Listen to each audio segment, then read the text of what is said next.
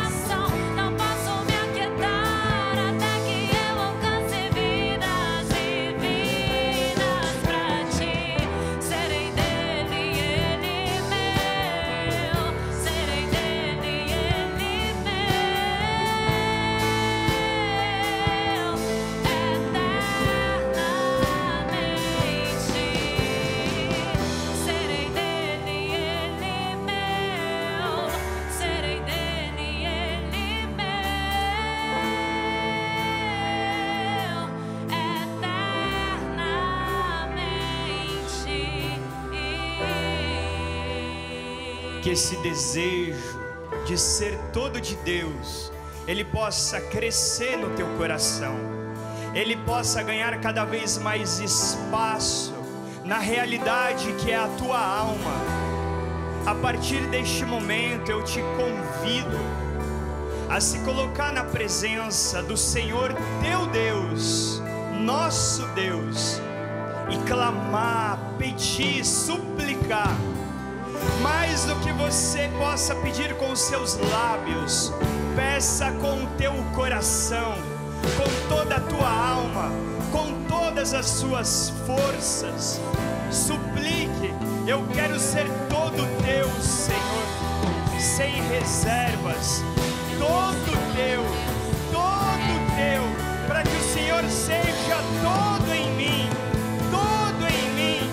Leva-nos, Senhor, a esta união, leva-nos, Senhor, a esta comunhão.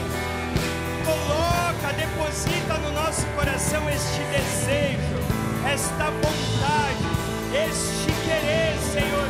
É o que te pedimos, é o que te suplicamos, Senhor. Ore a lavar,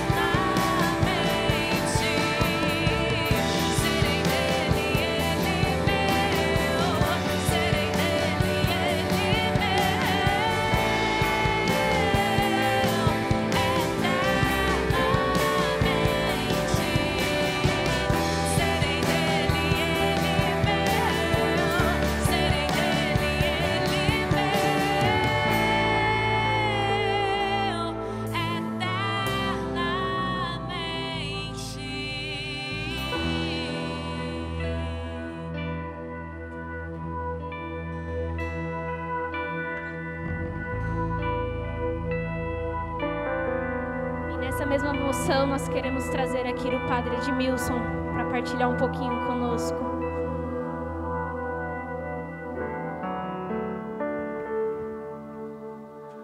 Sem perder o clima de presença, de atmosfera que nós chamamos sobrenatural. Sobrenatural está acima do natural, por isso que é sobre. E é essa certeza que nós precisamos deixar que ocupe agora os nossos corações, que o Senhor está aqui. E é interessante porque nós estamos cantando falando de céu, falando de morada eterna, falando de eternidade. Isso é possível compreender esses termos que nós estamos acabando de cantar dentro de uma dimensão sobrenatural. Interessante, quando Carlos morre, seu corpo fica exposto 4 dias. E de uma forma surpreendente, o corpo desse garoto, ainda tão jovem, começa a exalar um perfume de lírios. E as pessoas sentem o cheiro. E interessante também, porque ele produz, por este cheiro, uma palavrinha chamada odor de santidade. Isso é possível, sentir o cheiro, exalar o odor, se a nossa alma está envolta desta realidade, desta atmosfera chamada sobrenatural. Olha o que diz o apóstolo Paulo para nós a respeito desses 2 homens. Um homem ele chama psíquico, que é o homem natural, e o outro ele chama o homem espiritual. Eu vou ler o texto. Aquele que é psíquico, que é natural, não aceita o que é do Espírito de Deus. Por que ele não aceita? Porque para ele parece loucura. Céu para o homem natural é loucura. Eternidade, morada eterna, aspirar por essas realidades que a nossa igreja chama de novíssimos. É loucura. Eles não vão compreender. E eles só compreenderão quando eles fizerem uma experiência do sobrenatural. Por isso que nós precisamos ajudar as pessoas a uma experiência espiritual. Para que, a partir da experiência espiritual, ele comece a entender essas realidades, a saborear desta realidade. Para nós, católicos, juventude católica, a Eucaristia é um mistério para nós sobrenatural.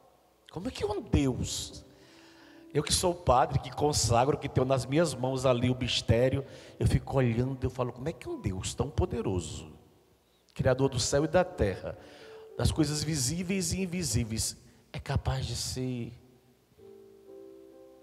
colocar aqui na palma da minha mão?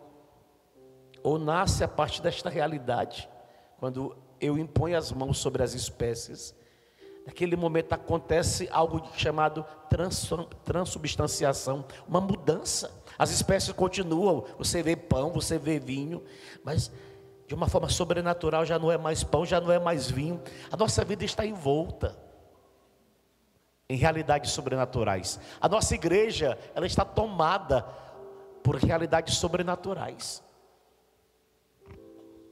Olha que interessante, água é água. Nós bebemos água como água e saboreamos a água, mata a nossa sede.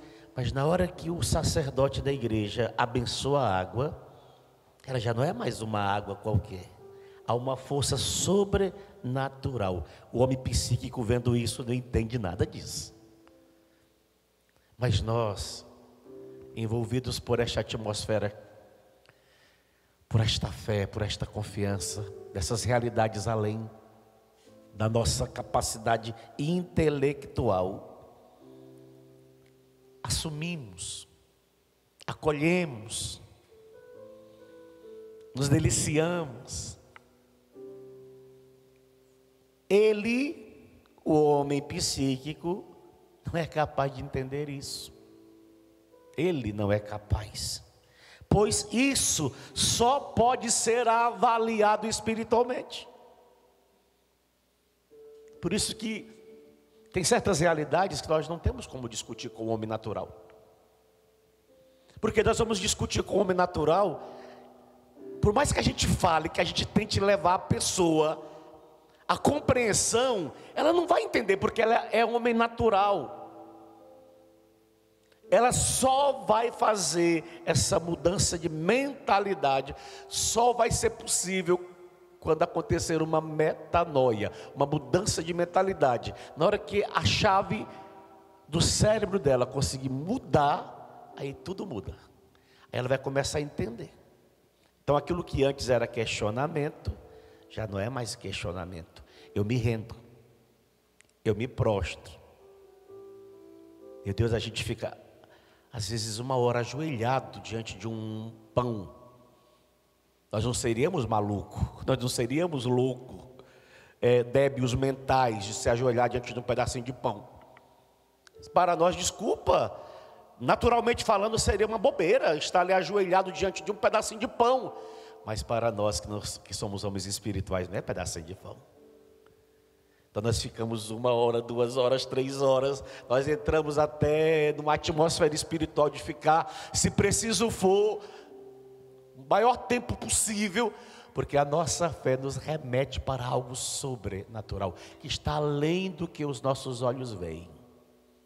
Os nossos olhos veem pão, mas a nossa fé diz, já não é mais pão, é Jesus. Só é possível compreender a partir do homem espiritual. Ao contrário, aquele que é espiritual avalia tudo. Tudo. Mas olha que interessante, mas ele mesmo não é avaliado por ninguém. Com efeito, Paulo pergunta: quem conheceu o pensamento do Senhor? Quem o aconselhará? Nós, porque somos espirituais, diz o apóstolo, temos o pensamento de Cristo. E porque temos o pensamento de Cristo, avaliamos as coisas a partir do pensamento de Cristo. Julgamos as coisas a partir do pensamento de Cristo. Nos dobramos, nos rendemos a partir do pensamento de Cristo. Que nosso Senhor nos conceda, filhos, esta graça. Juventude, ultrapasse a linha do natural. Ultrapasse. Queira atingir realidades maiores. Um garoto de 14 anos atingiu realidades maiores. Qual foi a grande dedicação desse menino Carlos, enquanto ele viveu no seu tempo? Usava as mídias para falar dos milagres eucarísticos, de uma realidade sobrenatural. E quantas pessoas Carlos levou à experiência através daquilo que ele fazia nas mídias sociais, de apresentar os milagres. Lanciano, 13 séculos. O monge levanta a hóstia, na hora que ele levanta a hóstia, porque ele estava com o espírito natural naquele momento, ele pensou, mas será se é mesmo Jesus Cristo? Na hora que ele pensou, será se é mesmo Jesus Cristo? Aquela hóstia na mão dele se transforma em carne. Ele se assusta, porque ele já não está tocando mais num pão, agora é carne viva. E ele coloca na patena assustado, claro, eu também ficaria muito assustado como sacerdote. E quando ele olha para o vinho, já não é mais vinho, ele olha e vê que aquilo que estava dentro do cálice se coagulou em 3 coágulos de sangue. E olha, 13 séculos, a carne está viva e o sangue está viva. A ciência se dobra diante do mistério, porque a igreja zelosa, a igreja cuidadosa, a igreja não querendo levar seus filhos à fragilidade do pecado, a igreja ordenou que se estudasse o mistério.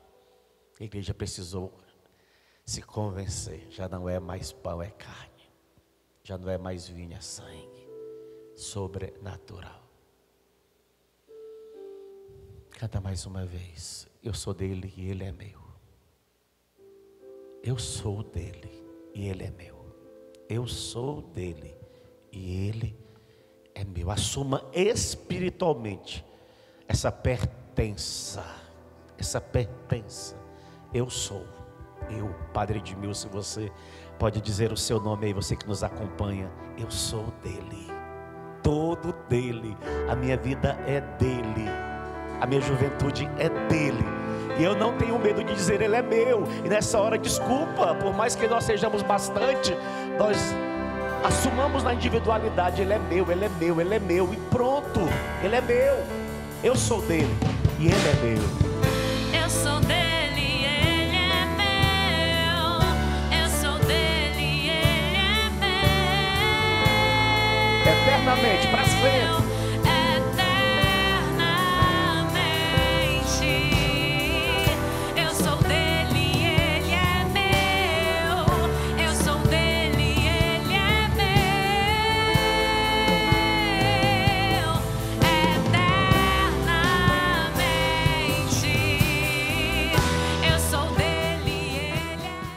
E aí, Gabi, tá gostando? Léo, eu tô curtindo demais, demais, demais. E vocês aí em casa, estão gostando? Gabi, a gente está entendendo que a gente faz parte de uma geração apaixonada, que a gente foi seduzido pelo amor de Deus e hoje, por graça, a gente faz parte de uma geração que é apaixonada por Deus. Você faz parte dessa geração? Com certeza, com a graça de Deus, fui seduzida pelo amor dele e não consegui me conter. Sou apaixonada demais. Gabi, a gente tem muitos irmãos também dentro dos Jovens Sarados que também foram conquistados, impactados por este amor de Deus. Mas a gente não quer ficar só nestes irmãos, a gente quer que este amor de Deus alcance a tantas outras pessoas que já está no coração do nosso Pai, do nosso Deus. Eu acho que a gente pode também, então, mostrar para todos um belíssimo testemunho do que causa o amor de Deus na vida de uma pessoa. Com certeza, não tem como, né? Quando a gente se encontra, quando a gente se depara com esse amor de Deus, quando a graça de Deus nos alcança, nós somos transformados. E agora nós vamos conhecer um testemunho de um irmão sarado nosso, que foi conquistado também por esse amor e se rendeu a essa geração apaixonada por Jesus. É isso daí, então vamos conhecer a vida do Mateus. Eu vou falar até com um pouquinho mais de intimidade, o Mateusão, para que você também possa conhecer essa vida que foi tocada, impactada pelo amor de Deus, para que você possa entender que Deus não faz acepção de pessoas e que Ele não vê a hora de alcançar também o teu coração. Vamos conhecer um pouquinho da vida do Mateus e você vai se surpreender com aquilo que Deus é capaz de realizar quando Ele encontra espaço para entrar no coração. Ei, Mateusão, seja muito bem-vindo, cara. Que bom que você está aqui e que bom que você vai poder partilhar daquilo que Deus fez e faz na tua vida com todo mundo que está nos acompanhando. Eu acho que, como é para todo sarado, a gente precisa testemunhar a realidade daquilo que Deus fez em nós. E entrando um pouquinho do que o padre já partilhava, dessa realidade sobrenatural, ela é acessível a todos. E é isso que nós queremos provocar em você que está aí na sua casa. Nós queremos te chamar a essa realidade sobrenatural. Não viver mais mendigando qualquer realidade. Porque um dia eu cansei, o Léo cansou, o padre cansou e nós, geração, jovens sarados, nós cansamos de mendigar qualquer realidade. E nós alcançamos, por graça de Deus, uma realidade sobrenatural, entendendo que somos filhos de Deus, né? Mateusão, eu acho importante o pessoal de casa, quem está nos acompanhando, entender que existia uma vida antes de Cristo. Antes de experimentar o amor de Deus, antes de fazer uma experiência verdadeira, real com o Espírito Santo. Eu queria que você contasse um pouquinho dessa realidade, antes do amor de Deus te alcançar, te resgatar, te dar um novo sentido, para a gente entender qual foi o ponto de transição, onde aconteceu essa, como a gente chama, como a gente diz, essa conversão, o início dessa conversão. Começa aí uma longa história de 30 anos, né? Ainda estou nesse processo de conversão, mas feliz, entendendo que sou filho de Deus. Vim de uma família pobre, simples, humilde, onde os meus pais não poderiam ter filhos. Eu sou filho adotivo, o único moreno da família sou eu, e feliz por isso. Meus pais sempre deixaram clara essa realidade para mim, de que eu era filho adotivo, que eles não poderiam, né, gerar filhos e tudo mais. Então isso para mim sempre foi uma alegria, nunca foi empecilho, nunca me senti diferente por isso, né? Mas a minha infância foi uma infância tranquila, ali dentro da escola, realidade familiar. Mas com o tempo, eu fui me tornando uma criança um pouco retraída, uma criança um pouco escondida, dependendo da opinião do outro para saber quem eu era. Ou melhor, quando eu estava na escola, eu precisava participar do time daquele rapaz que jogava bem, porque eu sabia que ele era bom. E ou eu precisava fazer trabalho com aquela menina que era muito boa, muito estudiosa, né? Então eu sempre precisava do outro para afirmar quem eu era. Mas eu tinha um amigo, e um pouco mais velho que eu, e a gente sempre, depois da aula, a gente brincava. E depois de um certo dia, ele chegou em casa e disse que tinha aprendido uma brincadeira um pouco diferente. E aí nós fomos para uma parte lá da casa dos meus pais, e ele começou a me tocar de maneira diferente, de uma maneira onde nós nunca tínhamos brincado ainda. Porque ele era meu amigo, eu confiava, eu precisava daquela amizade por não ter tantas. E foi quando ele cometeu um abuso sexual.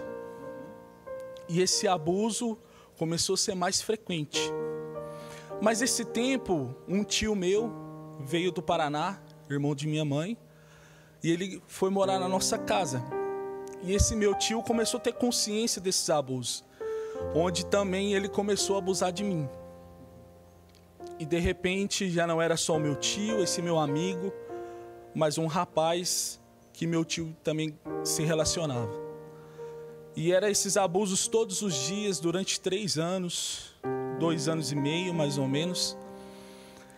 E aí eu fui entrando na minha pré-adolescência, na adolescência, um pouco perdido da minha identidade como homem, né? E às vezes o meu jeito gerava piadinha na escola, às vezes o meu jeito de falar gerava risada no meio do povo, algumas piadas pejorativas, né? E eu fui afirmando aquilo dentro de mim, porque eu precisava do outro, e o outro falava que eu era e eu acreditava. E aí até então que eu assumi mesmo esse papel de ser homossexual. E eu vivi essa vida de homossexualismo durante 4 anos. Uma vida perdida em drogas, orgias, uma pré-adolescência perdida em motéis, perdida em tantas realidades que é até difícil a gente comentar. Mas no meio disso tudo, algo acontecia, uma realidade sobrenatural acontecia e eu não tinha consciência. Mateus, como que era teu coração quando você estava vivendo essa realidade? Você estava em paz? Você estava, pô, não é isso mesmo? Que legal, que bacana. Porque é interessante a gente saber, porque às vezes, se a gente não entra na realidade, a gente fica distante fazendo alguns julgamentos. Mas a gente precisa entender, existia uma inquietação, ou ali não, cheguei onde eu gostaria de estar e estou tranquilo. Como que era isso para você? Ô Léo, no meu coração, pelo vínculo de amigos que eu já tinha gerado, era normal. Era como eu estava satisfeito. Mas, na verdade, no fundo, a gente sabe o que a gente quer. E no fundo, por mais que exteriormente era legal, era prazeroso, eu me sentia bem, mas sempre ali, sabe lá no coração, sentia algo que incomodava. Que eu falava, não tô no eixo, tá faltando.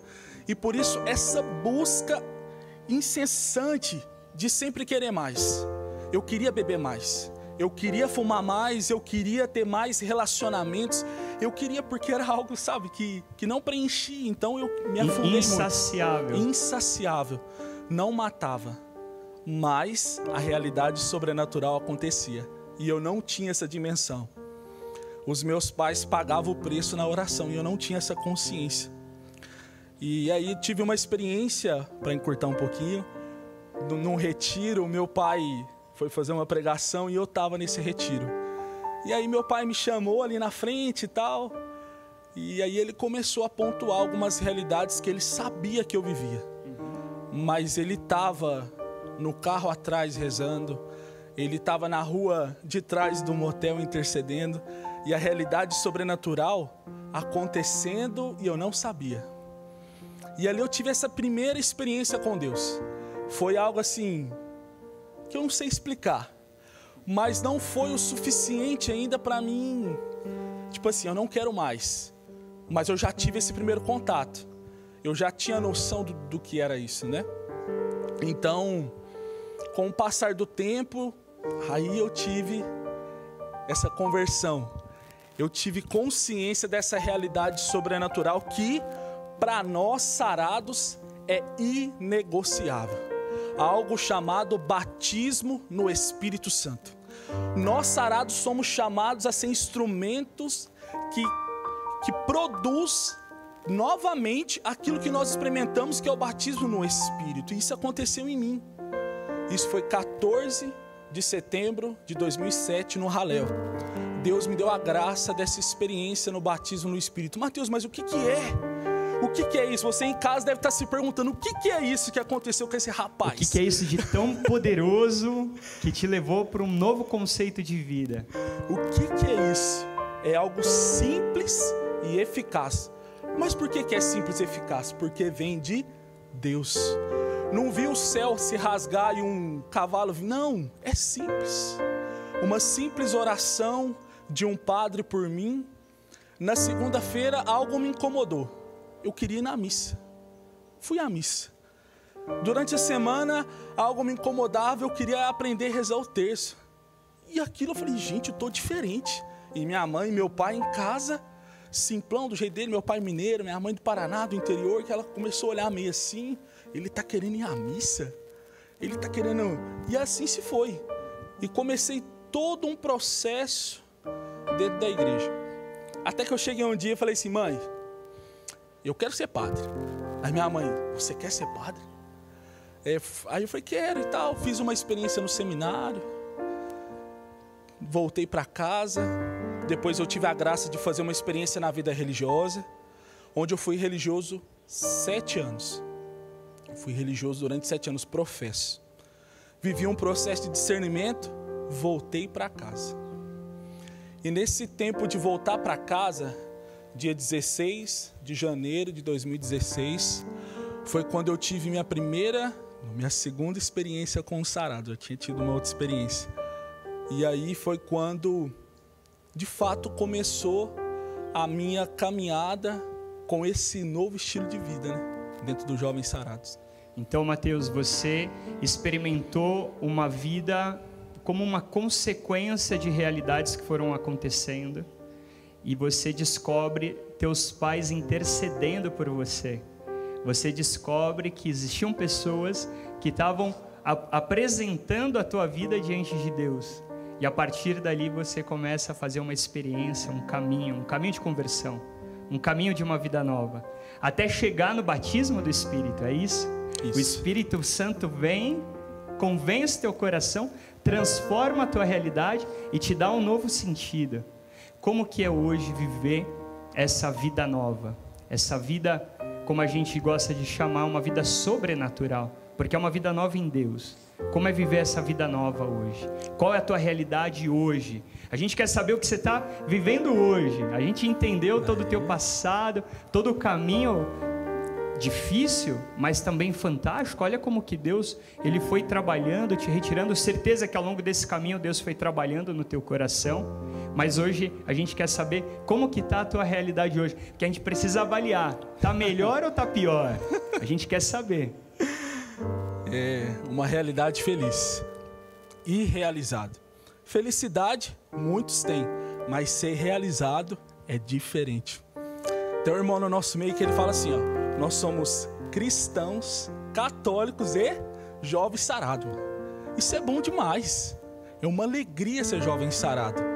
E minha realidade hoje, por graça do batismo no Espírito, de uma vida totalmente perdida, totalmente corrompida pela vontade própria, pelo orgulho, por machucaduras da minha história, mas pela graça do Espírito, hoje sou casado, para a honra e glória de Deus. 1 ano e meio casado com muita alegria e muito bem casado. Mateus, eu queria fazer uma experiência aqui, porque a gente sabe que palavras convencem, mas o testemunho ele arrasta. E é isso que a gente tem experimentado também da vida do Beato Carlo. Não são só palavras, não só relatos, mas uma vida coerente com aquilo que ele experimentou. Eu queria que você pudesse chamar a tua esposa para ela vir aqui. A gente quer ver você com a tua esposa. Eu acho que é muito significativo. Chama ela para vir aqui, para a gente conhecer. E eu quero convidar vocês a gente rezar junto. Vamos rezar junto pelo povo que está em casa, pelo povo que está acompanhando a nossa história. Para despertar, eu acho que o principal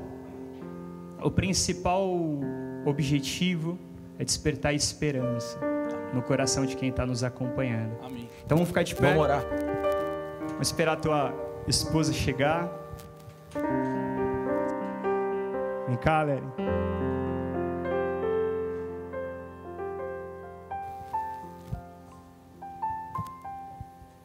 A promessa chegando.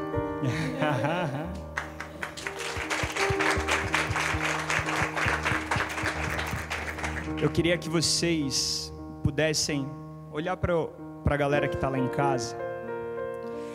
Mais do que aquilo que a gente vai dizer ou que a gente já disse, vocês estão vendo que em Deus tudo é possível para aquele que crê. E nós cremos. E eu sei que você também crê, senão você não estava aqui nos acompanhando nesse momento. Eu quero pedir para você, Mateusão, com a tua esposa, que vocês possam de maneira profética estender as mãos de vocês sobre a galera que está nos acompanhando em casa. E aquilo que o Espírito Santo que te batizou, colocar no teu coração. Que você possa profetizar sobre a vida de cada irmão e irmã que está nos acompanhando nesse momento. Amém. Quero convidar você que está aí na sua casa, a você se levantar, ou se você preferir, coloca a mão no seu coração, e vai apresentando ao Espírito Santo que tudo pode mover. O Espírito Santo que tudo pode transformar. O Espírito Santo que é uma pessoa e Ele quer se relacionar com você, dentro da sua condição. Mas Ele quer te levar a uma experiência sobrenatural do batismo no Espírito. Por isso, Espírito Santo de Deus, alcança esse irmão, essa irmã, que está com o coração apertado, o coração angustiado, com sede de algo novo, com sede de tua presença. A sede que você tem no coração é de um amor autêntico e só Cristo pode te dar. Por isso, de maneira simples, aí na sua casa, junto conosco que estamos aqui, vai soltando a sua oração. Vem, Espírito Santo de Deus. Vem, Espírito Santo de Deus, inunda esse ambiente onde eu estou. Vem, Espírito Santo de Deus, e alcança a minha história como ela está. Espírito Santo de Deus, como a minha vida está. Olha, Espírito Santo, eu clamo, porque eu quero algo novo, Espírito Santo. E vai deixando o Espírito Santo que vem em auxílio de nossa fraqueza com gemidos inefáveis. Permitir com que algo novo sopre dos teus lábios. É simples, é natural. Eu só te convido você a se abandonar nesse plano de amor que Deus tem.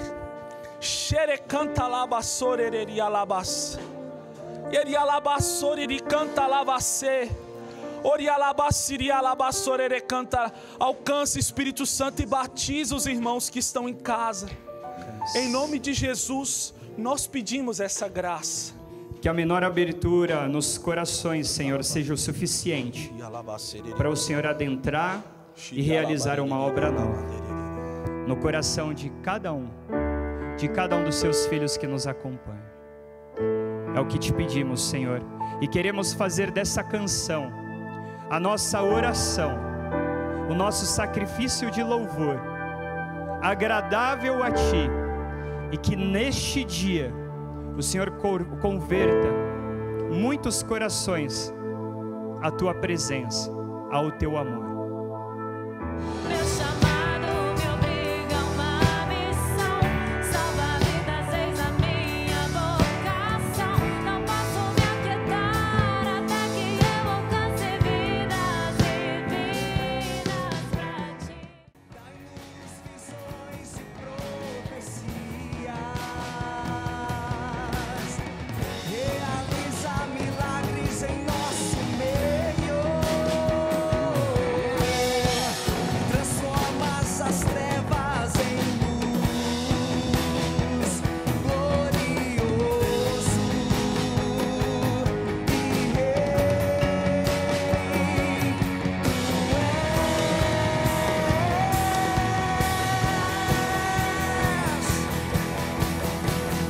Vem Espírito Santo de Deus, como flecha atravessar meu coração.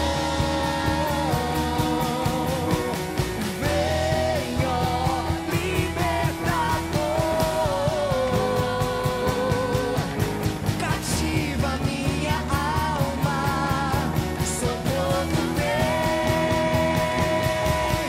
Vem Espírito Santo de Deus, como flecha atravessar meu coração. Vem, ó libertador, cativa minha alma, sou todo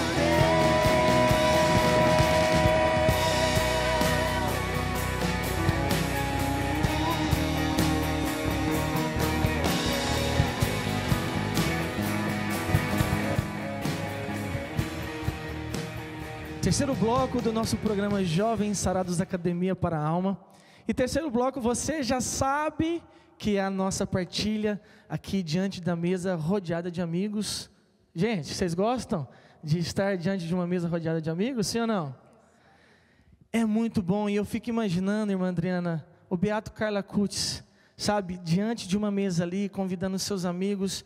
Eu fico pensando o quanto ele não evangelizava assim, né, nessa dinâmica. Um adolescente com seus amigos, falando daquilo que é o sobrenatural, né, irmã? Com certeza, eu fico pensando, né, que ele era gente como a gente, um adolescente, jovem, né, com a sua simplicidade, seu jeito de ser, comum, levando uma vida comum. E a gente vai ver algumas habilidades que ele nos oferece, né, e a gente vai pensando, às vezes a gente quer fazer tantas e tantas coisas extraordinárias, sobrenaturais, mas no natural ele alcançava aquilo que era o sobrenatural. Vamos pedir para os nossos amigos que estão aqui se apresentarem, né? Quem vocês são, o que vocês fazem, vamos conhecê-los. Meu nome é Renan, sou engenheiro civil, sou lá da cidade de São José do Rio Preto, sou casado com a Fran e tenho uma filha, a nossa Sarinha. Eu sou a Érica, moro em Bauru e sou fisioterapeuta. O meu nome é Thiago, eu sou de Bauru também e eu trabalho com vendas numa empresa de tecnologia. Meu nome é Isabela, sou de Ibitinga e eu sou arquiteta. Ó, temos aqui engenheiro civil, fisioterapeuta, gênio aí da tecnologia e uma arquiteta. E Carla Kutz, ele tinha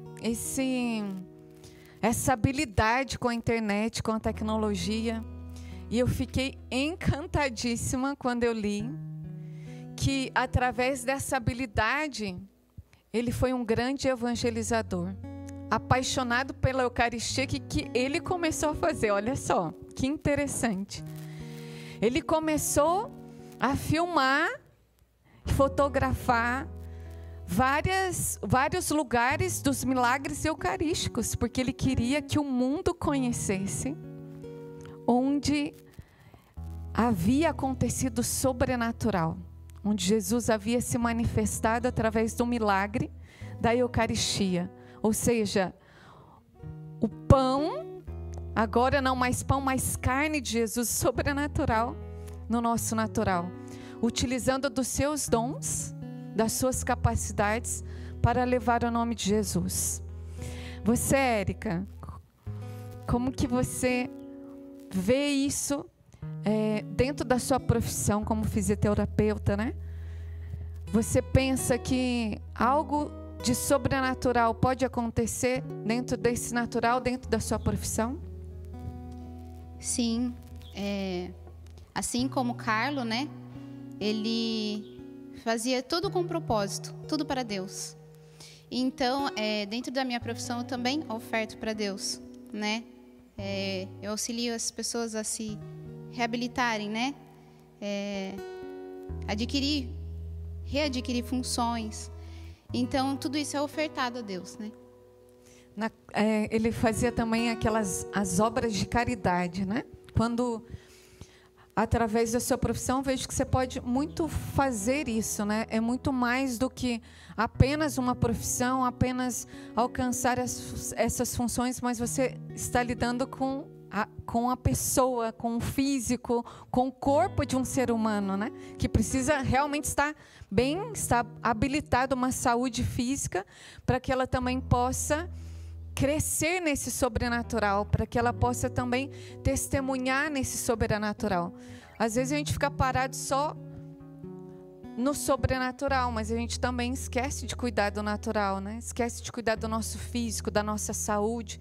Então, a saúde ela é importante para que também a gente possa ter esse equilíbrio entre o ser físico e o ser espiritual. Paulinho, outra coisa que me impressiona é que o desejo de santidade que Carlo tinha.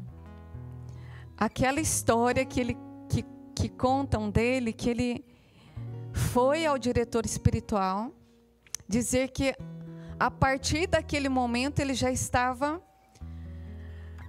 preparado na sua vida de oração, porque nada o dispersava diante do Santíssimo Sacramento.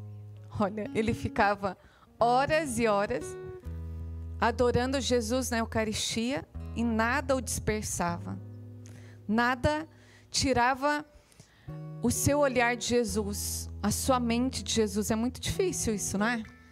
É muito, mas conhecendo a vida dele, eu vejo que é muito daquilo que a senhora trouxe. Sobre o dia a dia. Então ele chegava diante de Jesus, ele queria só adorar Jesus porque ele sabia que seria transbordado na vida do próximo. E aí você pega, né, todo o resto ali, né, que sobrava do almoço, ele colocava ali em marmitas e ele saía distribuindo, né? Carlo, por exemplo, ele ficava chateado quando queria dar um outro par de sapato para ele, porque para ele bastava só um, né? Ele tinha esse desprendimento. E onde ele conseguia esse desprendimento, onde ele conseguia ter esse coração generoso de pensar sempre no próximo, ele ganhava, por exemplo, a mesada, ele juntava tudo e ele saía distribuindo para os mais pobres. E tudo isso, onde é forjado? É diante de Jesus Eucarístico. Então, assim, toda essa vivência dele é porque justamente ele não se distraía. Mas então eu vejo que é muito isso. É o adorar para transbordar, mas é vivendo também esse natural, né? Que a gente consegue também ter uma busca, assim, uma busca mesmo de estar diante de Jesus. Eu vejo desprendimento, né? Às vezes a nossa mente está focada em tantas coisas, nesse mundo rápido, tecnológico, tudo instantâneo, né?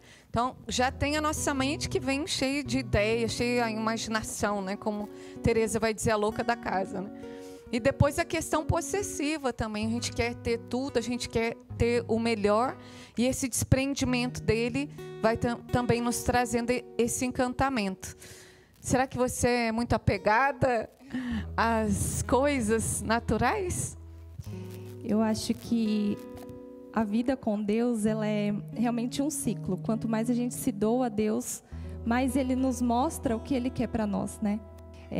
Pegando um gancho aqui com o que o Paulinho falou, o Carlo, ele buscava essa intimidade com Deus e Deus mostrava para ele o que deveria ser feito. Então, né, através dessa intimidade, Deus ia mostrando onde ele podia agir, de que forma ele podia agir, né? Então, naquilo que era natural para ele, aquilo que ele vivia, é algo que eu acho muito interessante, porque às vezes o que chamava atenção era o simples fato dele escutar alguém, né? Teve uma pessoa que era próxima dele que foi convertida pelo testemunho de vida dele, né? E pela coerência de vida, né? Então ele era aquele que buscava, mas que agia de forma coerente. Então eu acho que cada vez mais que nós buscamos essa intimidade, Deus vai nos mostrando onde a gente pode agir na nossa vida, né? Na nossa profissão. Como ele fala, nós nascemos originais, né? Cada um tem um chamado, cada um tem uma missão. Então, quanto mais a gente busca a Deus, mais a gente entende aquilo que é a nossa missão, né? Onde eu posso agir. Às vezes a gente não vai entender como Deus age, né? Às vezes no nosso natural, Deus está fazendo o sobrenatural para o outro, né? Aquele que eu converso, na minha profissão eu tenho contato com muitas pessoas partilham, contam a sua realidade, só do fato de eu estar ouvindo, né, ou de alguma forma que eu ajo, Deus já está agindo ali também, né? Então eu acho que essa incessante busca por Deus vai realmente nos direcionando e mostrando o que Ele quer para cada um de nós, né, na sua individualidade. Renan, a gente sabe que Carlos ele foi acometido, né, de uma leucemia, e diante dessa dor, desse sofrimento, ele teve muita paz, muita tranquilidade. O que você pode dizer aí nesse tempo de pandemia, nesse tempo de dor, de sofrimento, de enfermidade? Qual é essa mensagem que ele passa para nós, né? Ele tinha muita segurança e muita tranquilidade ao mesmo tempo de viver aquele momento de dor e de sofrimento, né? Porque ele confiava naquilo que era o sobrenatural. Sim, até sobre isso, né, que ele tinha tanta tranquilidade, ele ainda fala que ele estava feliz em morrer, por conta de que ele não desperdiçou nem um minuto sequer com coisas que desagradassem o coração de Deus. E até vai junto com o evangelho de hoje, em que os apóstolos estavam com Jesus no barco, e o que Carlos entendeu para estar tão tranquilo é que ele estava com Jesus, ele vivia uma vida de totalidade com Deus, ele se desprendeu das coisas do mundo para inteiramente se entregar para a vida de Deus. E o que às vezes, no meu pensamento, que os discípulos naquele momento não tinham essa percepção, não tinha isso de eu estou com Jesus no barco. Então, por que eu vou ter medo? Por que eu estou com medo das tempestades, sendo que eu estou com o Criador aqui comigo? E Carlos Acutis, ele teve esse, digamos assim, discernimento de se entregar, de doar a sua vida para Ele. Até tem uma das histórias dele, que toda manhã ele pegava sua bicicleta e no caminho que ele percorria, qualquer pessoa que ele encontrava, ele parava para evangelizar. E eu vejo hoje, nesse tempo de pandemia, muitos de nós vivíamos relacionado à missão mesmo, vivíamos dizendo que não tínhamos tempo. Nós vivíamos sem tempo, e nesta pandemia, onde muitos começaram a trabalhar home office, onde nós conseguimos de uma tal forma tempo, nós não estamos, digamos assim, fazendo esse tempo para o bem, digamos. Nós temos medo das pessoas, não é? Às vezes a gente está no carro no semáforo mesmo. Quantas pessoas vêm ao nosso encontro, quantos pobres. Não é só o pobre do dinheiro, mas ali há todo um movimento maior do que aquele ali, que se aquela pessoa se coloca, às vezes eu vejo, meu Deus, como que essa pessoa chegou a essa condição? Existe algo a mais que aquela pessoa está gritando, e às vezes nós somos, né, Paulinho, tão indiferente às pessoas. A gente passa, a gente não cumprimenta, a gente passa, cada um dentro da sua correria, do seu movimento, e vai esquecendo do simples, vai esquecendo do próprio ser humano, a gente vai esquecendo que talvez aquele que está do nosso lado, ele é um santo e a gente nem sabe. Como perguntaram para a mãe de Carlo, né? Como que é ser mãe de um santo? Daí eu pergunto, Paulinho, como que é, talvez aí a gente ser amigo de um santo? Então, eu acho muito interessante essa história do Carlo, né? Passar de bicicleta e ir ali cumprimentando, porque, igual a senhora falou, tá todo mundo fechado, né? E nós precisamos nos abrir para essa realidade, porque pode ser que aquela pessoa que a gente está tendo a oportunidade, ela é aquela alma que Deus está nos dando a graça, né, de ser salvo. Eu vou falar aqui, nós estamos numa mesa, nós somos livres, né? Por exemplo, esse final de semana eu conheci o Rodrigo Camilo, né? E eu vou dizer para você, irmã, só de ter vindo aqui conhecido esse homem de Deus, para mim já valeu a pena toda essa gravação, todas essas produções que nós estamos fazendo aqui, porque que história de vida, e pode ser que ele seja o próximo santo, que eu pude ter a graça de conversar pela história de vida dele, porque o santo é aquele que persevera até o fim na luta, é aquele que vai vir a tempestade, que vai vir todas as dificuldades e ele não vai desistir do propósito, o propósito está lá e ele vai, e eu acho que eu conheci um santo.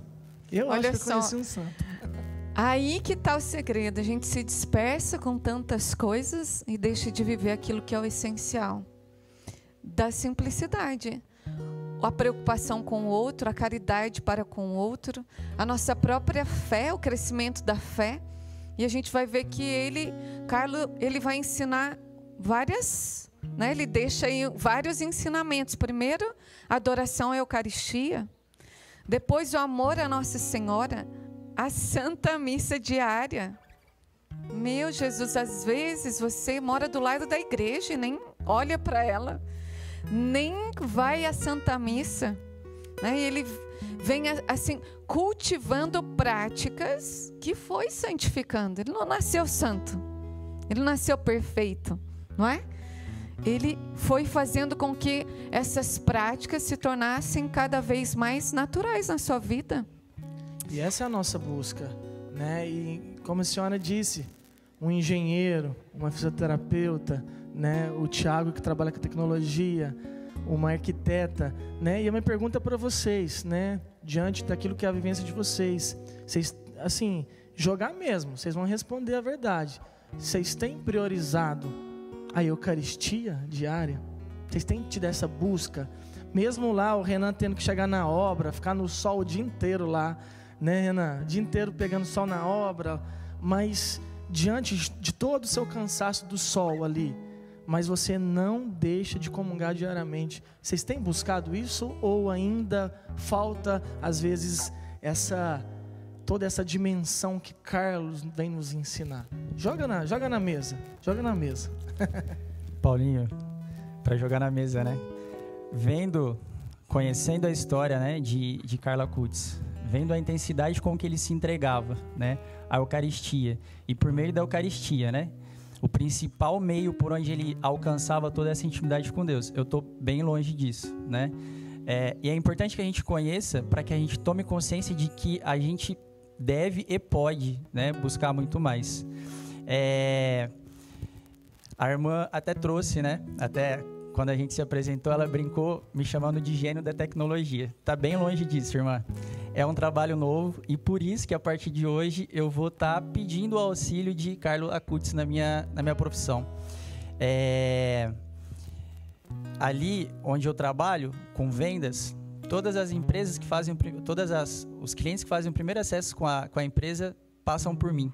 Então é um meio, né? É um meio de alcançar várias vidas de alguma forma e entender que não é algo extraordinário que eu vou fazer.